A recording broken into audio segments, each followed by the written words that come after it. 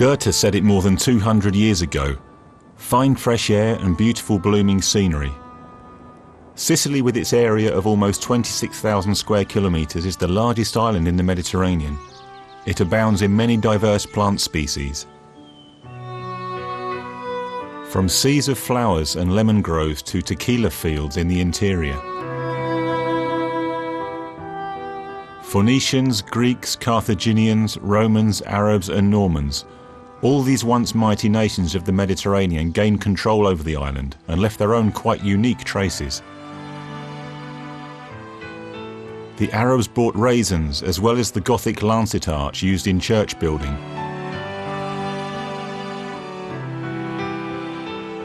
The Normans introduced mosaics into palaces as well as blonde colour hair on the heads of some of Sicily's inhabitants.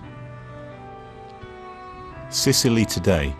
This is a unique mixture of diverse cultures which excites every lover of ancient architecture and culinary pleasures. The capital, Palermo, situated right on the Tyrrhenian Sea and set into a breathtaking rocky landscape, glows radiantly with its recently renovated buildings. Here in the 8th century, the Phoenicians founded a commercial centre for the Mediterranean. Later came the Arabs and the dynasty of Stauff, who chose Palermo as their seat of rule. Today, the metropolis is a mixture of small, dark and twisting streets, luxurious palaces, churches and theatres. The classic Teatro Massimo at Piazza Giuseppe Verdi.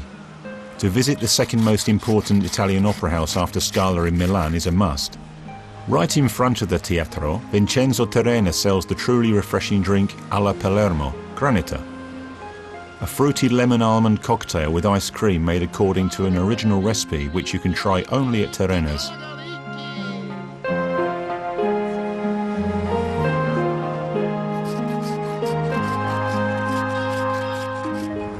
In Palermo there used to be many people selling Granita, but I've remained the only one who does this job. Up there you can see me when I was 24, and I will soon turn 73. In the small church San Giovanni degli Eremiti, you can travel in time into the Norman and Arabian epochs. The Stations of the Cross, built in the 12th century by the Norman King Roger II, are jewels surrounded by flowers, where you can enjoy some peace in the middle of the city bustle.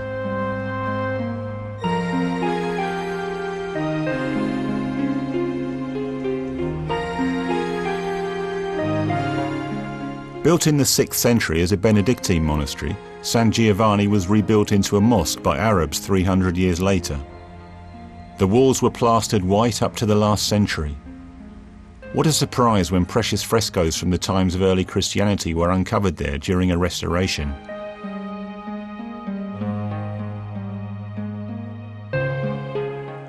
Above the Piazza Vittorio Emanuele towers the most magnificent ecclesiastical building in the city, the Palermian Cathedral from 1185. It's a quite unique piece of art in Sicily because no other building comprises so many styles of art taken over by conquerors of the island. An oblong building in Norman style, a portal from the times of the Spanish Renaissance, the dome and the inner furnishings in Sicilian Baroque style. In the aisle lie marble tombs of the Stauff dynasty, underneath the last resting place of Frederick II, a Sicilian king, and who from 1215 achieved no lesser title than Holy Roman Emperor.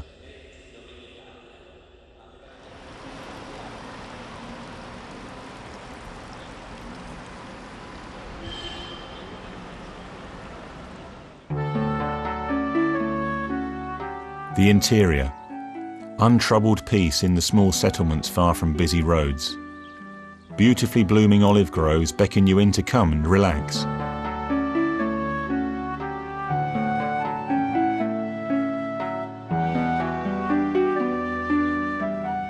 In the country, the Sicilians may be a bit suspicious of tourists, but after a few friendly words and some laughs, all the people unwind.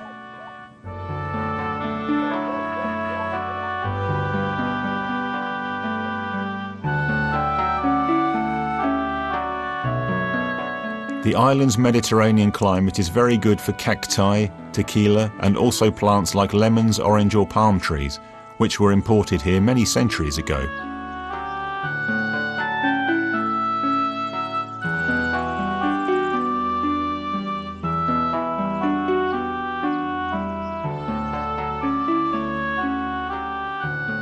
Travellers encounter one new impression after another. Fascinating cathedrals next to rural byways or sheer cliffs by the coast.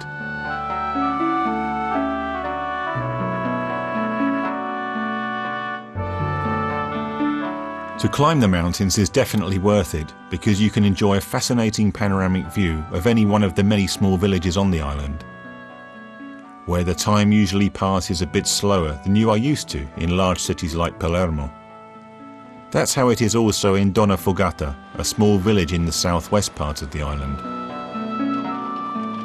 People place a lot of emphasis on traditions here in the old villages, so that you often have a chance to admire a traditional Sicilian carriage.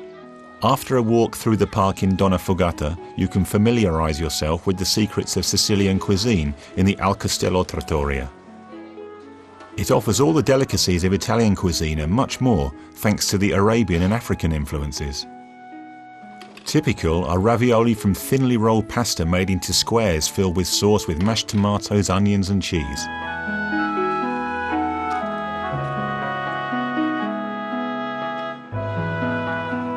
Sweet ravioli, casatella dolce, are just the thing for Italian gourmets. The base is pasta made from water, flour and eggs.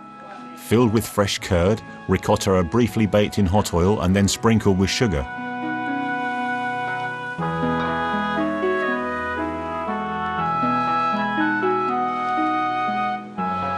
People always eat here in large groups. The whole family, the young and the old, sit around the table talking. On Sicily it can be very quiet, but not when people eat. Typical meals are caponata, nightshades with hot sauce, sardines baked with pine seeds, and herbs and pasta con le sarde in fish sauce.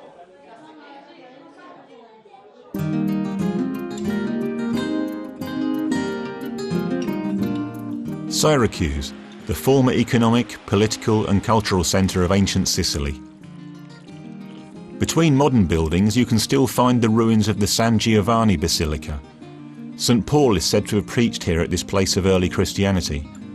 Right next to it is Crypta di San Marziano. Unfortunately, after an earthquake in 1693, only a few have remained from more than 1,000 crypts in complex corridors.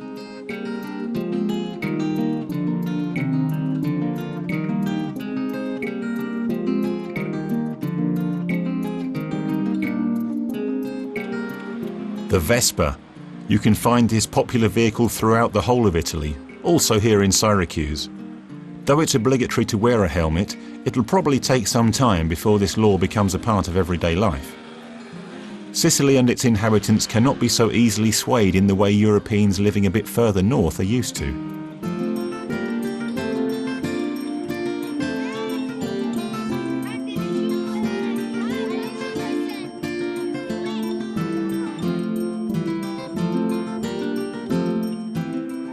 Forte Aretusa, a drinking water spring with papyri, is a symbol of the town. A legend has it that the nymph Aretusa changed into a spring here.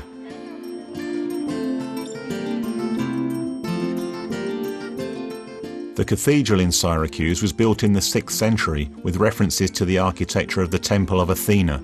The building received its Baroque facade in the 18th century. The outer staircase invites travellers as well as locals to rest.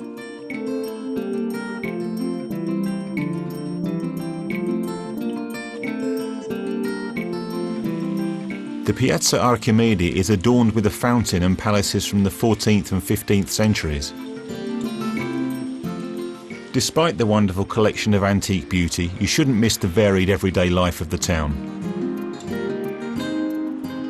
Italians live mainly in the market. Goods are loudly praised. What guarantees quality and freshness is often the temperament of the seller.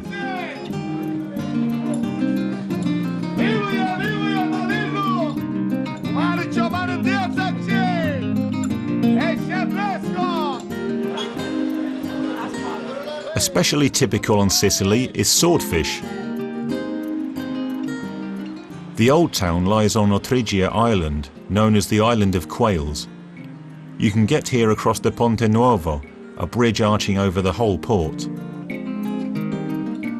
Fishermen usually sit here in their boats in the evening talking about their adventures on the seas around Syracuse.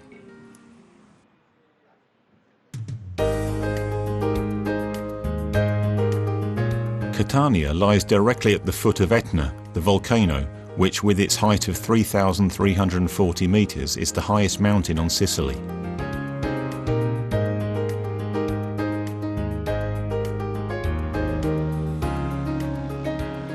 The town has a special attraction due to its splendid architecture and the Sicilian joy of life. In the 18th century, Giovanni Battista Vaccarini made his dream of a black city built of lava and basalt come true here.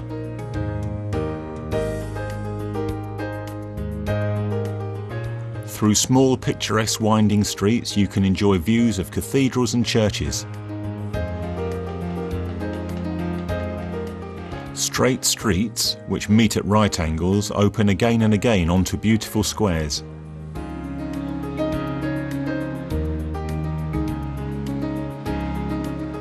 In the middle of these beautiful scenes there are many chances to talk to the natives.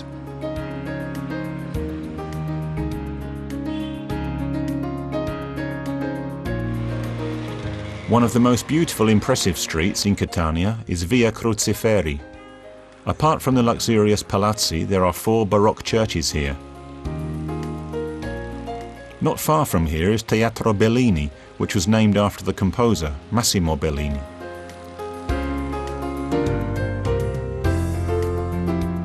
Porta Garibaldi, the town tower, was built in the 18th century, entirely from lava stone.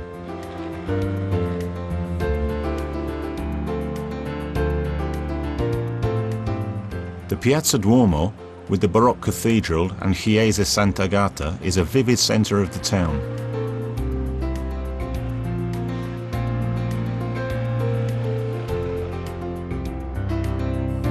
The symbol of Catania is a black elephant on a fountain.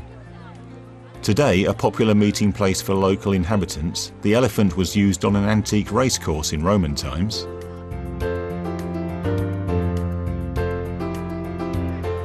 Shopping in the market, a must not only for the Sicilians but also for every traveller. You can get everything that fishing and farming yields. The Greeks brought wine and olives to the island. The Arabs planted sugarcane, cotton and citruses. Many years later, the Spanish brought tomatoes and fig trees.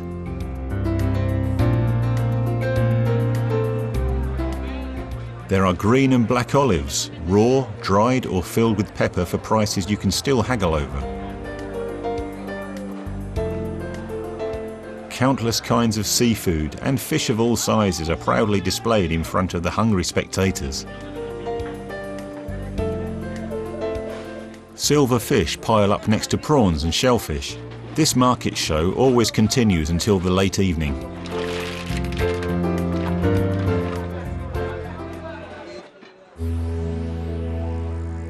As long as it doesn't show its flaming side, the crater of Etna, which is about 30 kilometers far from Catania, is the tourist highlight of this region. Because Etna is not only the highest mountain on the island, but also the most active volcano on the European continent.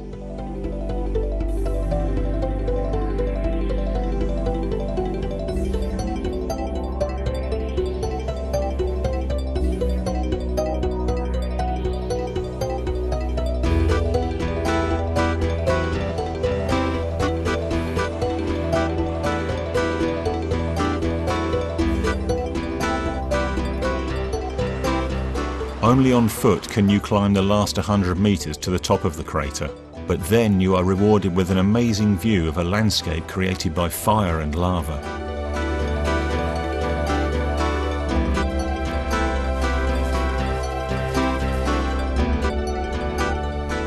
The inhabitants of the island love this mountain on the one hand, and on the other they hate it.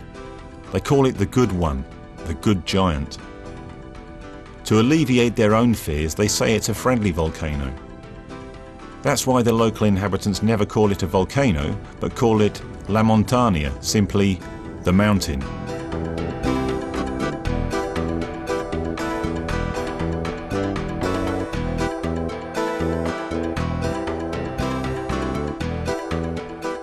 In Giardini Naxos, which is 35 kilometers distant, they have experienced Etna too. Approximately 3,000 years ago, lava was flowing as far as the sea. Many times since then, the inhabitants have had to temporarily leave the town. Though people often have to run away, nobody has ever left Sicily. We Sicilians love this country.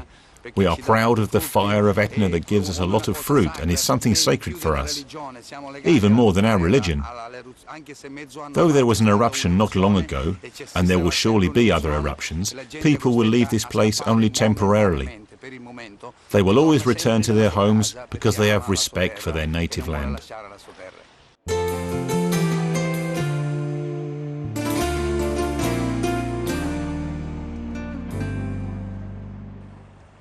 Taormina. Many lovers of Italy would swap the renowned coast of Amalfi for this town. The antique beauty of the town and its unique location between Etna and the sea has attracted nobility and intellectuals from all over Europe since the 19th century.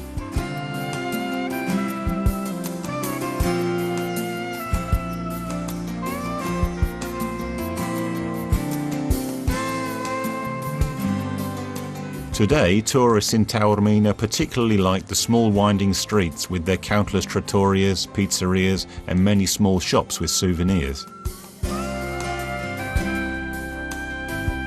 Walking around the town, you can also find here almost innumerable shops with culinary specialities from pasta, sweet pastries to lemon or almond liqueurs.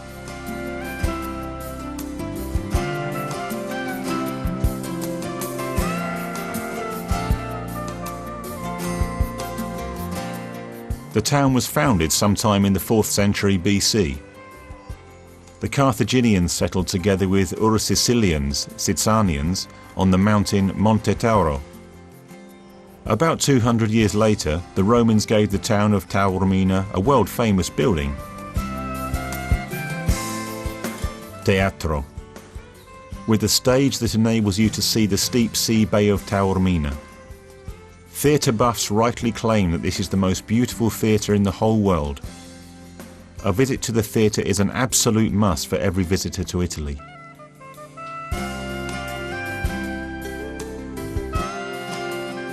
People who come to see the town between May and August can experience the Teatro coming alive with all its beautiful scenery and acoustics, because at that time the Festival Taormina Arte stages operas as well as dramas within the antique walls.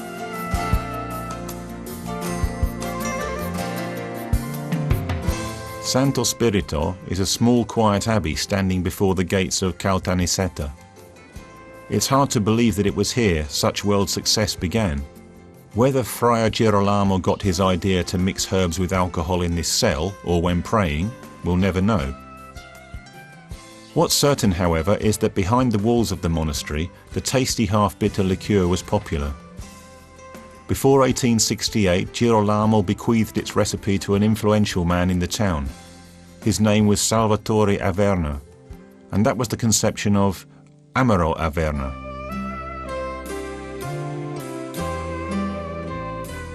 Today, production of the liqueur is still in the hands of this family. Great-grandson Francesco Averna has taken care of the production of the drink for 27 years. To the right, behind me, there is a monastery from the 16th century, which was bought including the surrounding land by my great-grandfather. Shortly after that, this country house was built, and there his family spent their summer holidays. And it must have been in this villa where my great-grandfather met his friend Girolamo, a monk from Santo Spirito. Shortly before his death, it was him who left my great-grandfather the recipe for the herbal liqueur Averna, which later became popular all over the world. It's a liqueur that reminds you of the good old days because it is still largely produced behind these historical walls. And also the ingredients are still exactly the same as in the original recipe. Stiamo lavorando delle scorze di arancio amaro. We work with peel from oranges and lemons. I've done this work for 40 years, so I'm a bit of an expert. We cut the peel and then crush the pieces in a mortar. And this is a cut bitter orange. This is a herb that is an important part of the bitter liqueur. Then there are many more herbs, but of course we can't reveal them because they are part of the production secret. And then we also add peel from a pomegranate.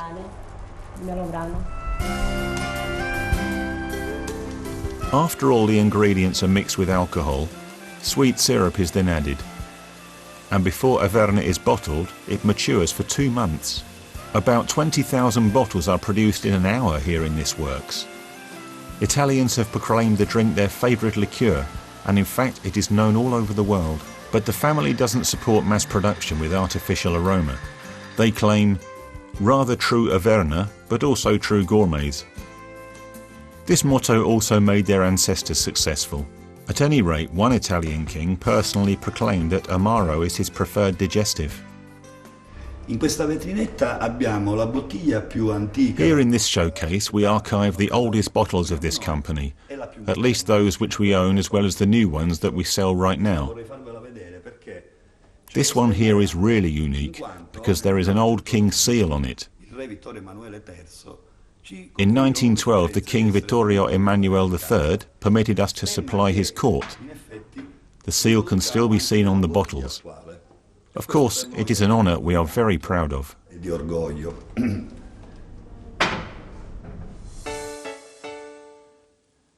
In the last century, Averna supplied the market also with rum, aniseed and mandarin liqueurs and other modern drinks, but today they sell only the family original. Looking at the surrounding beautiful hilly country, you can enjoy the last evening in Caltanissetta at the very heart of the island. We continue further to Milazzo along the sea. From the port on the northern coast of Sicily there are ferries to the Aeolian Islands throughout the whole year.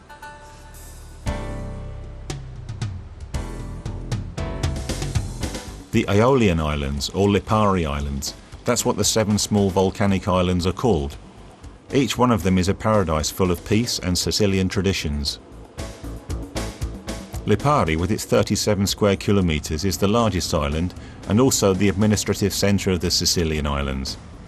But our destination lies 3 kilometres to the north.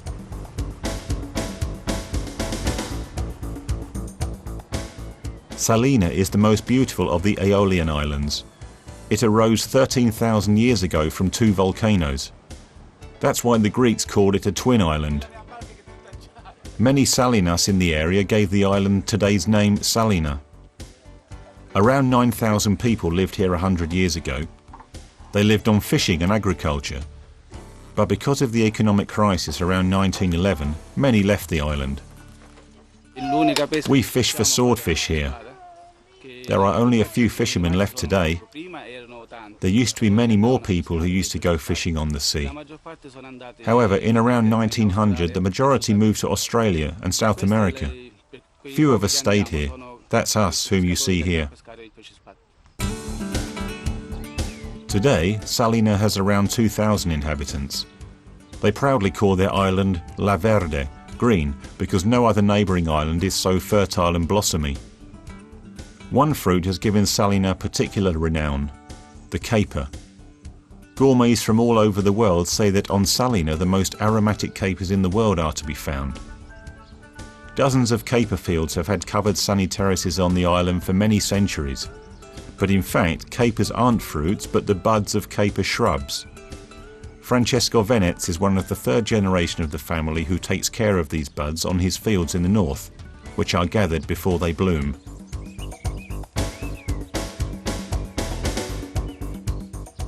This is a caper shrub. Each plant has around 8 or 9 buds. First there is a small bud, a caper, and then it slowly grows until it opens into a flower. The flower then starts to fade, as we can see here. Not until they are salted, pickled or oiled do capers get their spicy aroma, but you can enjoy not only the shrub buds on Salina. After the flowers fade, a caper fruit starts to form. These berries are also salted and pickled. Anyway, the berries are eaten as an appetizer, antipasto, because they are also delicious. As an appetizer in pasta, with fish or in salad, no meal is without these small green buds on Salina. So every family has its own field with capers situated in front of their house.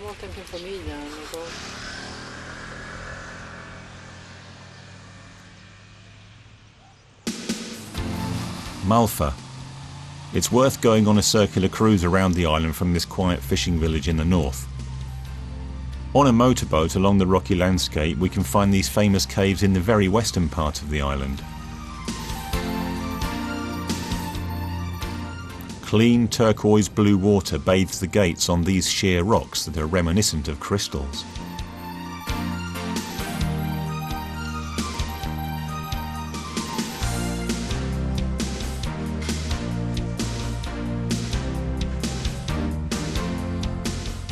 It's quite poignant. The small town of Pollara lying in the middle of the crater Monte dei Pori. The other half of the volcano sank into the sea once. Back in Malfa, it's definitely worth a walk through the calm centre. The small church of Santa Anna from the 18th century sits in the main village square. One sacred place, one espresso bar and a few stores with vegetables. The inhabitants of Malfa don't need much more to be happy.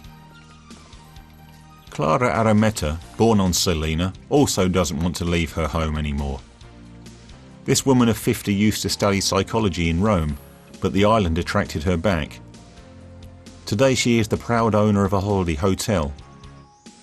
Not only common people enjoy the seclusion of this country house with marvellous views of the sea, VIPs have also stayed at Clara's place. In 1994, Philippe Noiret, a film star, chose this house for recreation after filming on Salina his successful film Il Postino, The Postman. Philippe Noiret liked it here very much, especially because he was here in April when the island is blooming into full colour and everything smells nice here. And there are also no tourists then, as there are in August. In fact, shortly after that, he sent his friend to spend his holiday here. He told his friend that the island is beautiful. Maybe it was even because of the delicious capers that Noiret praised Salina that much. Because in Clara's kitchen too, the buds are ingredient number one.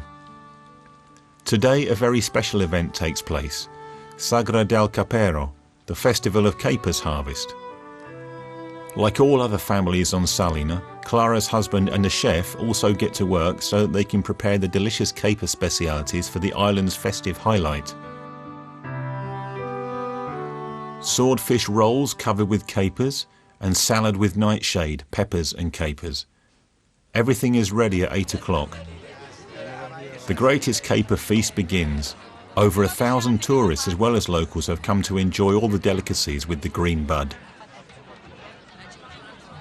But what would any festive meal be without pasta alla mamma? Penne with capers and tomatoes is the evening's favourite dish.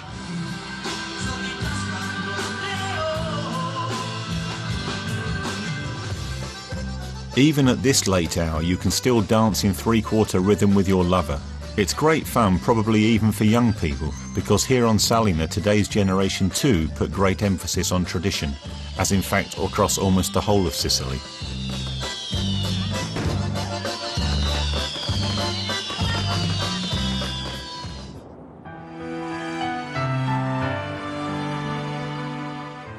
Sicily is a wonderful island with 3,000 years of cultural heritage and is unbelievably varied and beautiful. This, the largest island of the Mediterranean, charms its visitors with its diversity. But not only the landscape attracts travellers. Where the nature is so generous, where citruses, almonds and fig trees bloom, and where vegetables, corn and fruit of all kinds is of such a high quality, there Sicily offers luxurious and imaginative menus of typical dishes and products that cannot be compared with any other region.